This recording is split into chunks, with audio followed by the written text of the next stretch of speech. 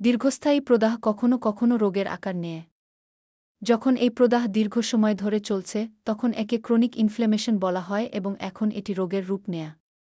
কোথায় আপনি যদি আপনার ফুসফুসের সংক্রমণ হয় বা আপনার যদি ফুসফুসের প্রদাহ হয় তবে আপনি কাশি পাবেন, আপনার শ্লেষ্মা হবে, তারপরে আপনি কিছু কাশির সিরাপ গ্রহণ করবেন, একটি ট্যাবলেট নিন, নিজেকে নিরাময় করুন এবং তারপরে আপনি আপনার দৈনন্দিন জীবন চালিয়ে যাবেন।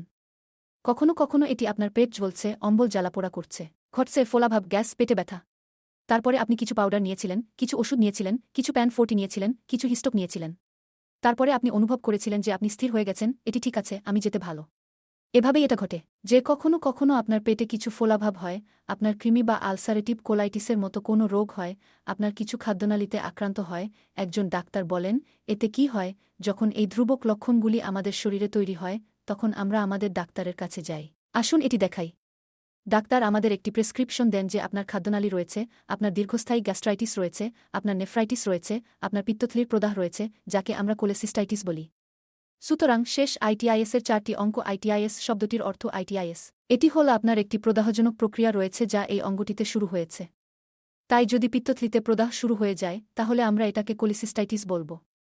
যদি আমাদের কিডনিতে কিছু বিকাশ ঘটে তবে আমরা এটিকে নেফ্রাইটিস বলব।